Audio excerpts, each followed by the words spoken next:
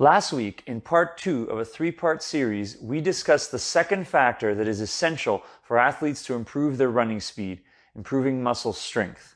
Now, in part 3, we're going to take an in-depth look at the final piece of the puzzle, making muscles move faster. It's time to take your speed training to the next level. Welcome to the Soccer Fitness video blog.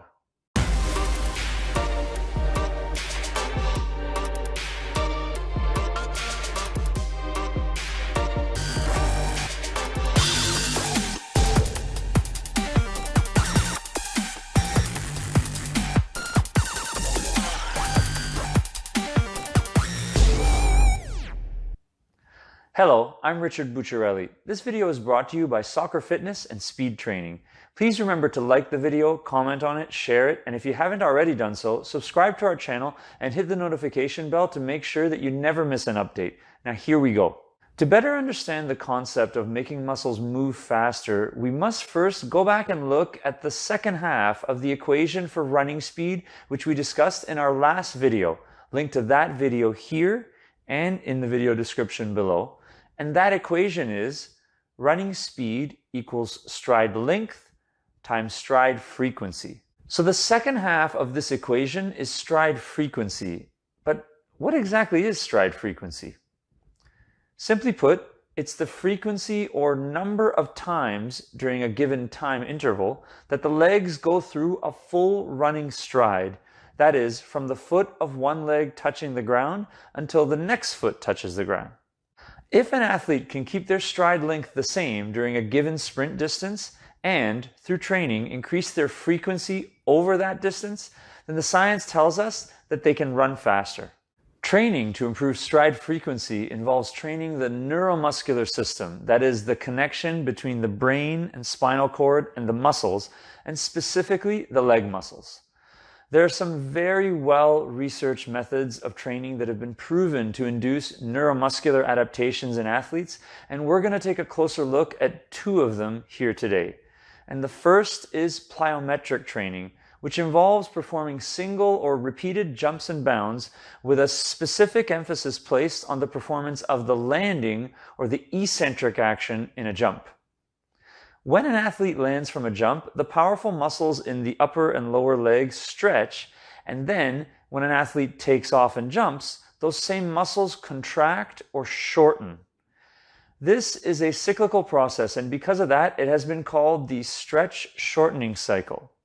In training, if athletes can make their landing from jumps and bounds, or contact time, shorter, they can get a more powerful muscular contraction or shortening afterwards. And this is because a quicker landing or stretch takes advantage of stored elastic energy within muscles. The quicker the muscle is stretched, the more powerfully it can contract. Over time, these exercises can actually increase the speed with which the muscles that extend the hip, knee, and ankle contract, which will have a direct impact on improving stride frequency and therefore running speed. Many research studies have been conducted on the effectiveness of plyometric exercises in improving acceleration and running speed in athletes, including one that we published back in 2017, and a link to that study is also in the video description below. Have a look at this first video of what is, in my opinion, the best plyometric exercise to use to train and develop the stretch-shortening cycle in athletes, the drop jump. To perform a drop jump, stand on a box ranging in height from 10 to 24 inches. The higher the box, the greater the load. Stand on one leg and quickly drop to the ground, landing on 2 feet. Make the landing as fast as possible before jumping up as high as possible. Make the second landing controlled and then step up to the box again to perform the next repetition. A good technical cue is to pretend that the ground is burning hot so that the landing is as fast as possible and the jump as high as possible. The second type of training that has been well documented to improve stride frequency is overspeed training. And overspeed training involves applying some form of assistance to the body when sprinting. The idea is that if an athlete is already sprinting as fast as they can, this extra assistance will help them to move faster than they normally could on their own, thus improving stride frequency and maximal running speed. A few different methods of applying this assistance has been used in research, and we actually tested and compared the effectiveness of perhaps the two most popular methods: elastic loading devices and resistance bands, and a high-speed running treadmill with an unweighting harness like the one we use in our facility. There's also a link to that study in the video description below. In that particular study, we found the treadmill with an unweighting harness to be more effective at improving short-distance running speed than elastic loading devices. However, other research, including a great study published in the Journal of Strength and Conditioning Research back in 2011, have shown that elastic loading devices can also be very effective in improving sprint speed in athletes. Once again, link to that study in the video description below. So let's go ahead and have a closer look at both of these training methods in a bit more detail. For overspeed training using elastic loading devices, start by affixing a shoulder harness to the training partner and a waist harness to the athlete. Have the training partner stand far enough in front of the athlete that the cord is pre-stretched and there is noticeable tension. The training partner must begin running fast, and immediately afterwards, the athlete should begin to sprint. Have the athlete sprint as fast as possible with the aid of the assistance provided by the training partner for the prescribed sprint distance or sprint time. Make sure there is enough space for both the athlete and the training partner to decelerate after completing the repetition. For overspeed training using a high-speed treadmill and unweighting harness, begin with the athlete standing on the treadmill side rails, securely harnessed into the treadmill, with the height of the harness set to provide 10 to 20 pounds of assistance. Set the speed on the treadmill to the predetermined value. Have the athlete perform 2 to 3 practice strides to become accustomed to the speed on the treadmill while maintaining both arms holding onto the handrail.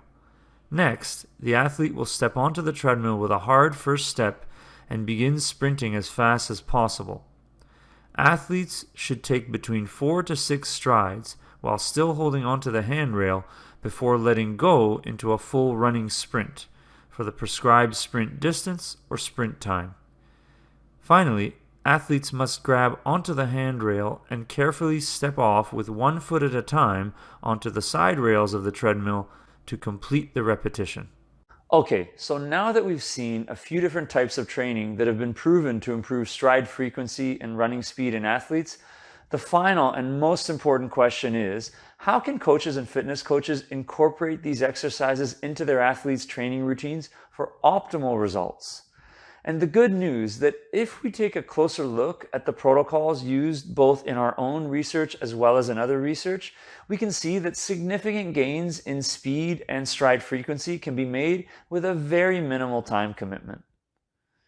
For example, here is the plyometric training protocol used in Bucciarelli et al. 2017, proven to make athletes run faster.